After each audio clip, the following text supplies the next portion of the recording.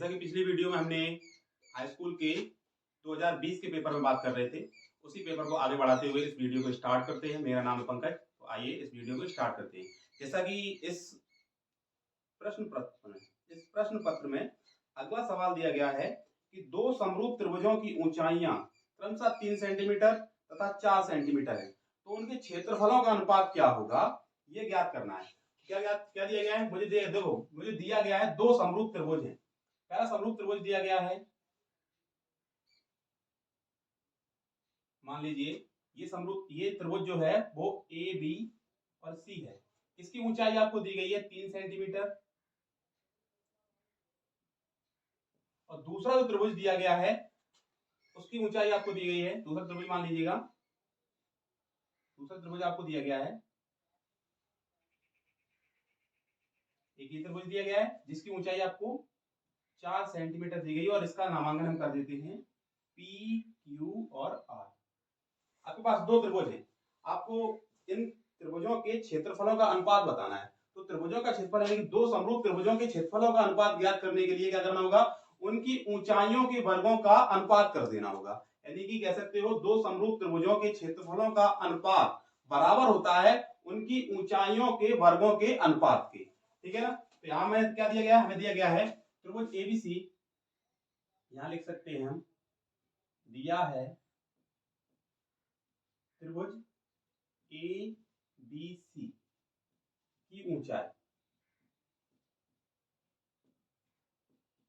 BC बराबर 3 centimetre, और क्या दिया? और दिया है त्रिभुज पी क्यू आर की ऊंचाई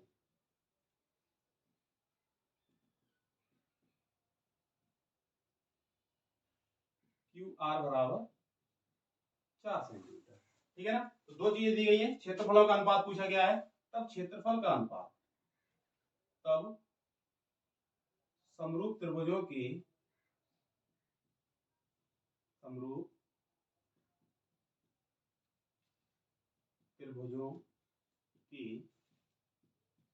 क्षेत्रफलों का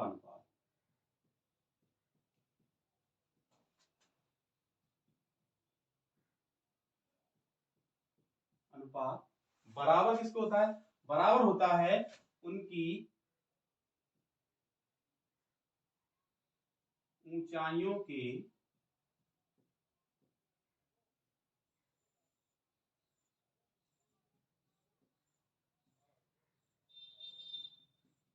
वर्गों के अनुपात के। ठीक है ना? यानी कि समरूप त्रिभुजों के क्षेत्रफलों का अनुपात बराबर होता है उनकी ऊंचाइयों के वर्गों के अनुपात के। यानी अर्थात यहां हम लिख सकते हैं कि त्रिभुज ए बी सी का क्षेत्रफल बटे त्रिभुज पी क्यू आर का क्षेत्रफल बराबर किसके होगा?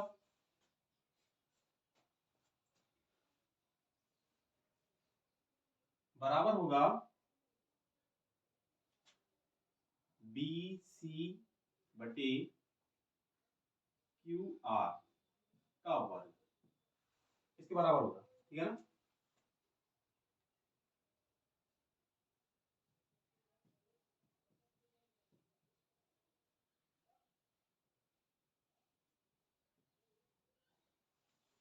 यानी कि यहां हम लिख सकते हैं, यहां मान रख दीजिएगा, बीसी कितना दिया था? 3, और आपको क्यू आर दिया था 4, इन दोनों कर दीजिएगा वर्ग।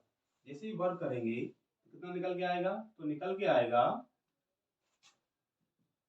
9/16। 9/16 जो निकल के आएगा यही हो गया आपका अनुपात, यानी कि त्रिभुज एबीसी का क्षेत्रफल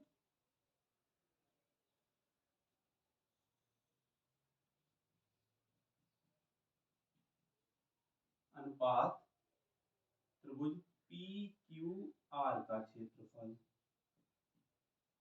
बराबर होगा 9/16। यही इस सवाल का आंसर हो गया। ठीक है?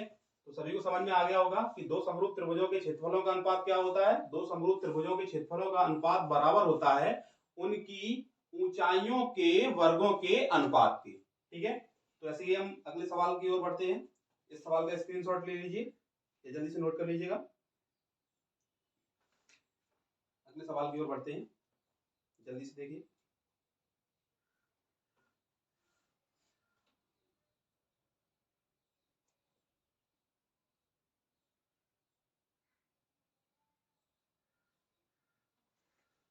लिख लिया होगा, स्क्रीनशॉट ले लीजिए। चलिए अगले सवाल पे, अगले सवाल में क्या बोला गया है।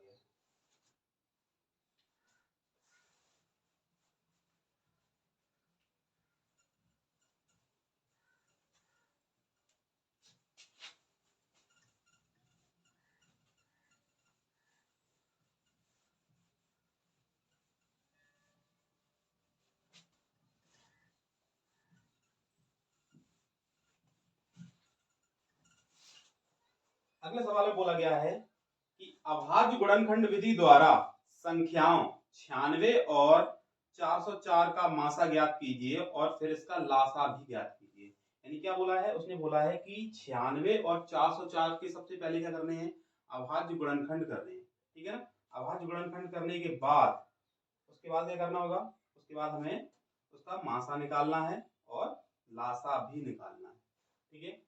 चलिए देखते हैं।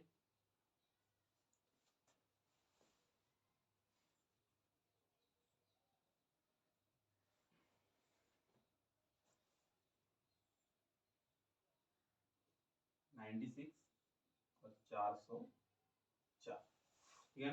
दो संख्याएं दी गई हैं, तो सबसे पहले क्या करेंगे, 96 के फैक्टर कर लीजिए, यानी 96 का गुणनखंड कर लीजिए।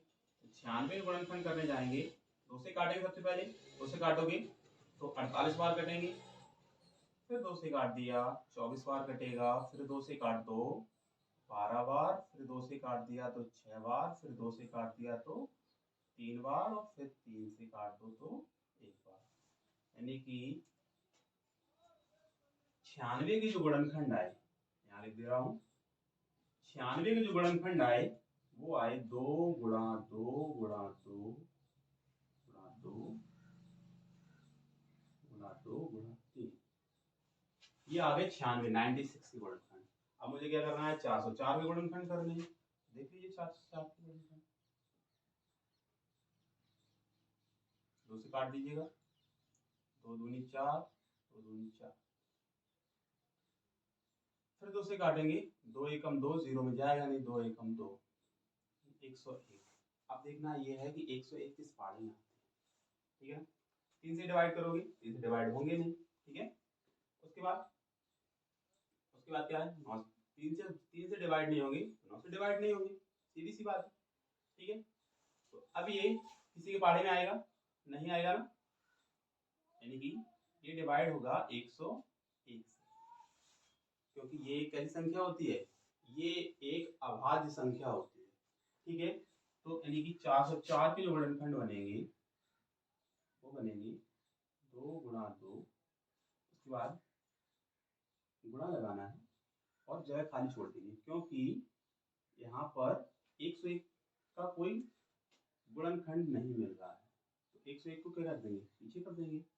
क्या ज्ञात करना है मुझे ज्ञात करना है मासा, ठीक है ना। मासा ज्ञात करना है 96,404, ठीक है ना। तो देख लीजिएगा कौन कौन मिल रहा है, 1 2 यहां से मिल गया, यानी कि 1 2 यहां मिल रहा है और 1 2 यहां पे मिल रहा है, 2 2 मिल गए, ये 2 गुणा 2, अर्थात मासा कितना हो गया, 4, ठीक है ना। और क्या ज्ञात करना है, लासा भी ज्ञात करना है, ठीक है। लासा कैसे ज्ञात करेंगे, लासा किसका 96 का और 404, इन्हीं संख्या का लासा भी ज्ञात करना है। तो हमें क्या क्या मिला है, हमें मिला है 2 गुणा 2 गुणा, लासा में क्या होगा, जिसका जोटा बन जाएगा उसको भी लिखना है और जिसका जोटा नहीं बना है उनको भी लिखना है। तो 2 गुणा 2 गुणा 2 गुणा 2 2 गुणा 3, और गुणा में आ जाएगा 101, इन सब के गुणा कर लीजिएगा। ये क्या हो गया, देखो ये हो गया 2 दूनी 4, 4 दूनी 8, 8 दूनी 16, 16 दूनी 32, 32 किया हो गया 96, और 96 का गुणा करेंगे हम 101 में, जब 96 का गुणा 101 में करेंगे तो 96 एकम 96, पूरा पूरा आ जाएगा 96 का 96, क्योंकि 0 दिया गया है बीच में। और फिर 96 का गुणा 1 में फिर करोगे तो फिर से 96 आ जाएगा। यानी कि लासा इसका जो हो जाएगा वो हो जाएगा 9696, 9696, और मासा जो इसका हो जाएगा वो हो जाएगा 4। तो इस सवाल को जल्दी से नोट कर लीजिए, इसका स्क्रीनशॉट ले लीजिएगा। हम अगले सवाल की ओर से बढ़ते हैं, जल्दी से नोट कर लीजिए।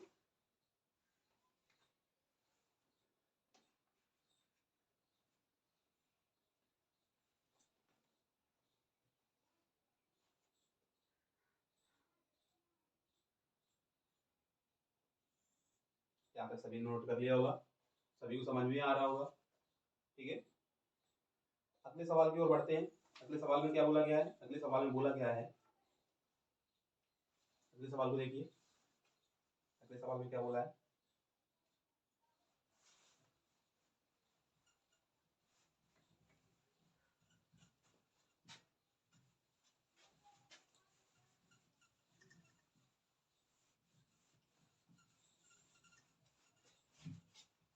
अगले सवाल में बोला गया रहा है,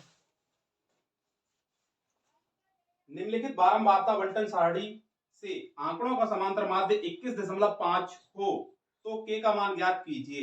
यानी कि आपको एक बंटन सारणी दी गई है, बंटन सारणी में आपको क्या करना है, के का मान जो दिया गया है वो ज्ञात करना है। अर्थात आपको सारणी कुछ दी गई है, कुछ वो इस प्रकार है कि x और f, ठीक है ना। x के मान दिए गए हैं 5, 15, 25, 35, 45, ये दिए गए हैं x की वैल्यू।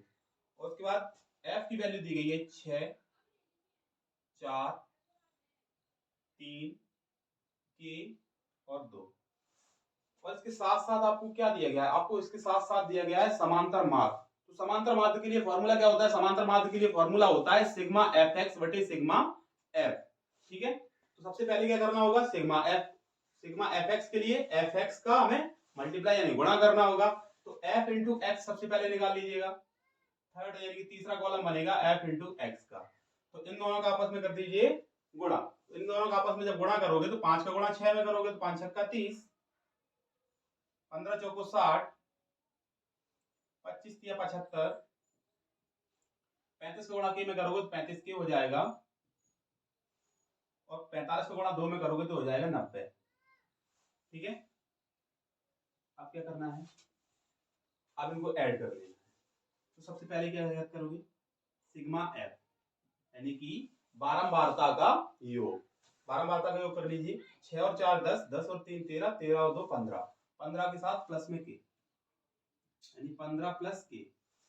उसके बाद इसको भी नोट करेंगे तो कितना हो जाएगा, 90 हो जाएगा। 90 में हम 75 को जोड़ेंगे कितना हो जाएगा, 90 में 75 को जोड़ेंगे तो हो जाएगा मेरे पास 165, 165 में 90 फिर जोड़ोगे तो 165 में 90 जोड़ोगे 255 हो जाएंगे।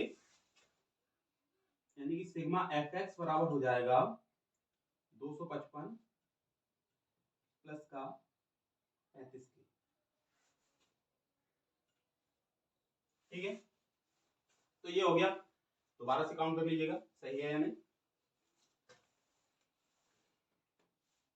60 30 90, 90 और 90 हो जाएंगे 180, 180 में 75 जोड़ोगे तो हो जाएंगे 255, 255 के साथ प्लस में 35 के।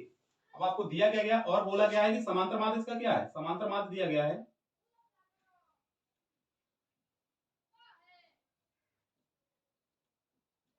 समांतर माध्य बराबर दिया गया 21.5। समांतर माध्य बराबर फॉर्मूला क्या होता है, समांतर माध्य बराबर फॉर्मूला होता है सिग्मा एफ एक्स बटे सिग्मा एफ। ठीक है, ये किसके बराबर में होगा, 21.5 के बराबर में होगा। तो हमें क्या करना होगा, यहाँ पे सिग्मा एफ एक्स के स्थान पे सिग्मा एफ एक्स का मान रखना है और सिग्मा एफ के स्थान पर सिग्मा एफ का मान रख देना है। यानी सिग्मा एफ एक्स का मान जो हम निकाले थे वो था हमारे पास 255 प्लस का 35 के, और जो सिग्मा एफ का मान निकाले थे वो था मेरे पास 15 प्लस के, बराबर में क्या हो गया 21.5 था। दशमलव हटाने के लिए क्या करोगे, दशमलव हटाने के लिए 10 का गुणा ऊपर कर दो, 10 का गुणा नीचे कर दोगे तो ये हो जाएगा 215 बटे 10। अब क्या करना है, 3 गुणा कर देना है, 10 का गुणा कर दो इसमें, 15 गुणा कर दो इसमें, यानी कि हो जाएगा 10 कोष्टक में हो जाएगा 255 प्लस का 35k बराबर हो जाएगा 215 कोष्टक में 15 प्लस के।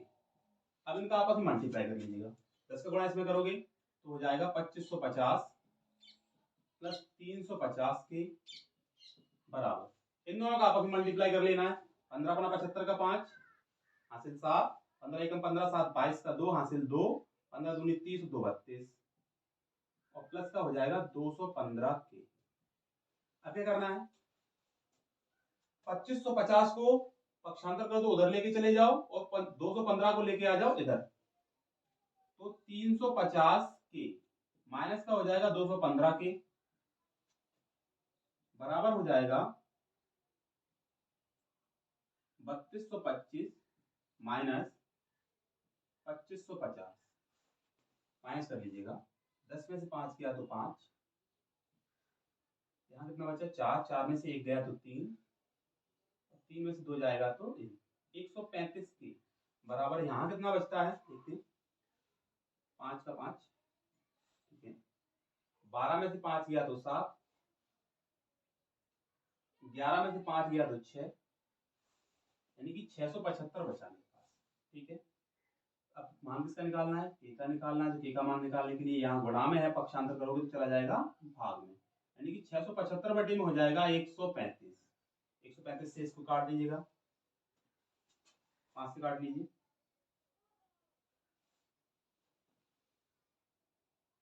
5 दूनी 10, 5 सत्ते 35, फिर 5 से काट दीजिए ऊपर, 5 एकम 5, 5 तिया 15, 5 सत्ते 25, 27, 27 का भाग जाएगा 27 पंची 135, 27 से डिवाइड कर दीजिए, 5 बच जाएगा। यानी कि के का वैल्यू जो निकला वो के का वैल्यू कितना निकला, के का वैल्यू निकल के आया 5। इसका आंसर हो गया। जल्दी से नोट कर लीजिए या स्क्रीनशॉट ले लीजिएगा। अगले सवाल की ओर बढ़ते हैं फिर।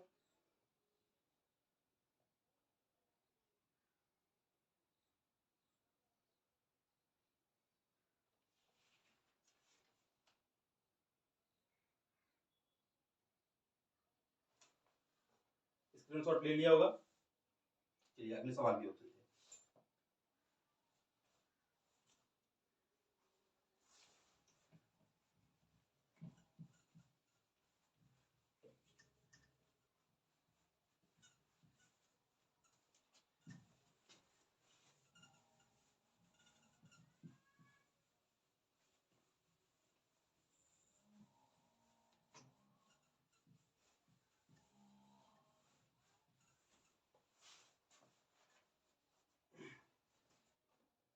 अगला सवाल दिया गया है।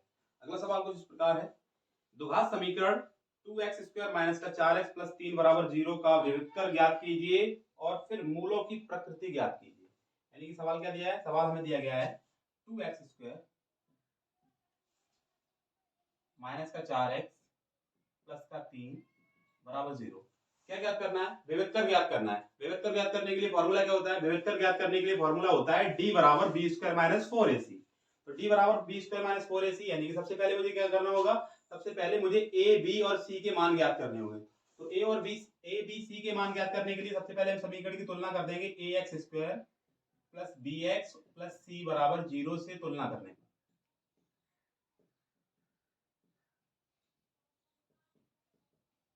जब इसकी हम तुलना कर देंगे तो क्या बनेगा, a बराबर बनेगा 2, b बराबर बनेगा माइनस का 4 और c बराबर बनेगा 3। विविधकर ज्ञात करना है।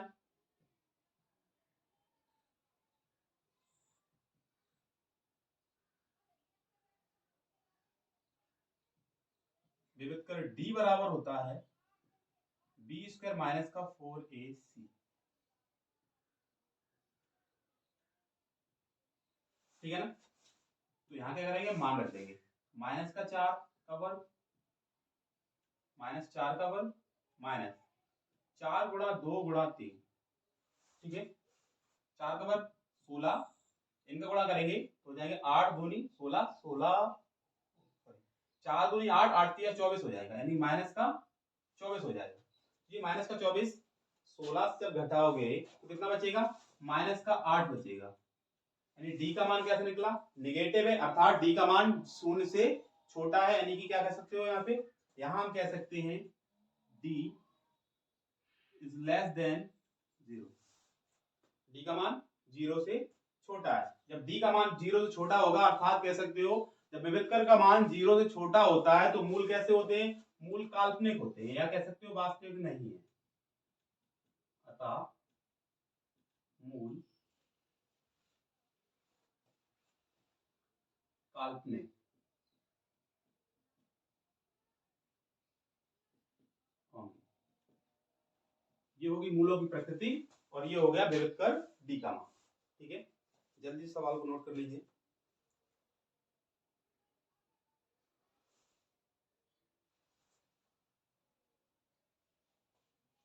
सभी को समझ में आया होगा।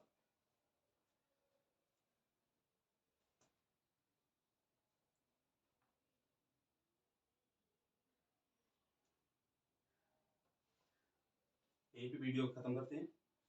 अगली क्लास कल शाम 6 बजे, जुड़ना ना भूलें। अगर वीडियो अच्छी लगी हो तो वीडियो को लाइक एंड चैनल को सब्सक्राइब करें, वीडियो को शेयर भी कर दें अपने दोस्तों तक, जिससे कि सभी दोस्तों को आपके सभी दोस्तों को क्लास का नोटिफिकेशन मिल सके। सभी दोस्तों को शेयर करिए, जिससे कि उनके भी एग्जाम में बहुत ही अच्छे क्वेश्चंस उनको मिल सकें और वो बहुत ही अच्छे लेवल के क्वेश्चन को सीख सकें। ठीक है, तो इसी के साथ जय हिंद, जय भारत।